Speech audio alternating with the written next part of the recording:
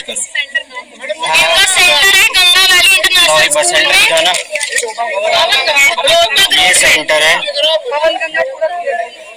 ये सेंटर है स्टेप का एग्जाम का स्किल टेस्ट। 15 को ग्रेड डी की। इनका कोई भी स्पीकर काम नहीं करता है, बिल्कुल फटी हुई आवाज आ रही है। 10 बार हमने ट्रायल में इनको बोला है कि किसी को भी कुछ सुनाई नहीं दे रहा है। इन्होंने जबरदस्ती हमें पेपर दिलाया है और उसके बाद किसी ने नहीं सुना, इन्होंने हमें रूम में लॉक कर दिया और हमारा पेपर सबमिट भी नहीं हुआ है। और ये सब बच्चे हैं और अनाउंसमेंट वाले स्पीकर पे इन्होंने हमें पेपर दिलाया है। किसी भी बच्चे का पेपर सबमिट नहीं हुआ और एसएससी की बात की गलती है और इन्विजिलेटर्स बदतमीज है बहुत। आपने बोला उनको हमने इन्होंने हमारे को जबरदस्ती पेपर दिलवाया है और किसी भी बच्चे को लिखा नहीं है। काम नहीं कर रहे। ये सारे बच्चे वही देख लीजिए, ये सेंटर है।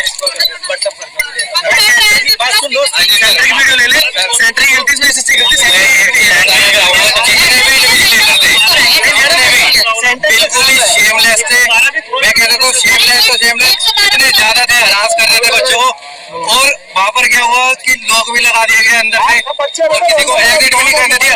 हम जितने भी कैंडिडेट हैं हमारे प्रेजेंट तो वहाँ पर लगी है, लेकिन हमने एग्जिट नहीं हुआ। ना ही हमने टाइपिंग में अपना लॉगिन करा, ना ही हमने वहाँ पर शीट भरी। उन्होंने खुद लॉगिन किया, तुम्हारा उन्होंने हमारा लॉगिन खुद कर दिया था, हमें लॉक में बंद करके पल्ली साइड जाके गेट पे। गंगा इंटरनेशनल स्कूल और हमारा एसएससी का पहला ग्रेड डी का शिफ्ट था आज मॉर्निंग में। हमारे जो स्पीकर थे वो सिर्फ इतने बड़ी क्लास में एक स्पीकर लगा हुआ था और उन्होंने कहा सबको समझ आएगा। जब हमारा ट्रायल पैसेज हुआ हमने 10 बार बोला कि हमें कुछ भी समझ नहीं आ रहा है, ना उनकी प्रोनाउंसिएशन ना उनकी आवाज, और वो इतना फंबल कर रहे थे, उनको इंग्लिश भी बोलनी नहीं आती थी। और हमें 10 बार बोलने के बाद भी उन्होंने कहा तुम्हें पेपर देना है तो दो, नहीं तो मत दो। और इन्होंने सारे बच्चों के साथ यही करा। स्पीकर का क्वालिटी इतना खराब था, इन्होंने कहा दूसरे रूम में चले जाओ। जब हमने दूसरे रूम में भी ट्रायल के भी टाइम पे बोला कि इनका स्पीकर नहीं चल रहा, तो इन्होंने हमारा एक्चुअल पैसेज शुरू कर दिया बोल के कि लिखना है तो लिखो, नहीं लिखना तो छोड़ दो। बच्चों का जबरदस्ती लॉगिन करा और उसके बाद कोई भी इन्होंने हमें रूम में लॉक कर दिया इन सब लोगों ने। और हमें कुछ भी नहीं पता है कि एसएससी करेगा या नहीं करेगा। और हमारा पेपर रीशेड्यूल होना चाहिए क्योंकि ये पेपर जो है ये कोई भी बच्चा डिक्टेशन नहीं लिख सकता। और 80 की डिक्टेशन बोल के 100 की स्पीड पे डिक्टेशन दी गई है और उसमें पैसेज के पहले ये बोला गया है कि now the dictation will be given at 100 word पर मिनट 1000 वर्ड्स और हमारा पेपर 80 वर्ड पर मिनट का होता है। फ्लक्चुएशन अलग बात है, इन्होंने गलत स्पीड पे बोला है पेपर। जब ये डिक्टेशन स्टार्ट होने वाली थी उससे पहले इन्होंने जब अनाउंस करते हैं तो इसमें इन्होंने बोला था कि हम 1000 वर्ड की डिक्टेशन शुरू कर रहे हैं 100 वर्ड पर मिनट के हिसाब से। जब इन्होंने हमें अलग से रूम में भेज दिया, इन्होंने कहा कि अब आप लोग पेपर देना चाहते हो तो दे दो वरना आप जा सकते हो। ठीक है, हमने 4 बार इनको बोला, इन्होंने बोला जिन जिन लोगों को प्रॉब्लम है हाथ खड़ा करो। सारे क्लास के बच्चों ने हाथ ऊपर कर दिया जो भी हमारे बैच का था। इन्होंने हमने बोला सर क्वालिटी बिल्कुल खराब है स्पीकर की, इन्होंने नहीं माना।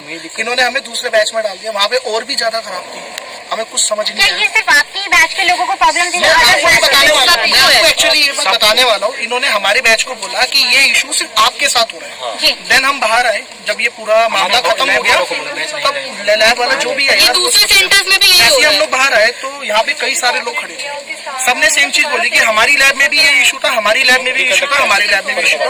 और सेम उन लोगों ने भी बोला कि जी आप लोगों को दिक्कत है और किसी को दिक्कत। फरीदाबाद में पेपर रिकंडक्ट कराया गया है। टोटल जो टाइमिंग आप लोगों को दी जाती है उसको लेके भी कोई इशू आया था? हमें टाइमिंग कुछ दी नहीं क्योंकि हमारा पेपर हुआ ही नहीं और ना ही हमें कोई स्पेसिफिक रीडिंग टाइम दिया गया। सबसे बड़ी इशू इनका ये था, सबसे बड़ा इशू इनका ये था कि जब इन्हें पता था कि इनके स्पीकर की क्वालिटी सही नहीं है, जो बंदा वहाँ पे पूरे डिक्टेशन दे रहा है उसकी प्रोनाउंसिएशन में इशू है थोड़ा सा, तो उनको कुछ और करना चाहिए था उसके लिए।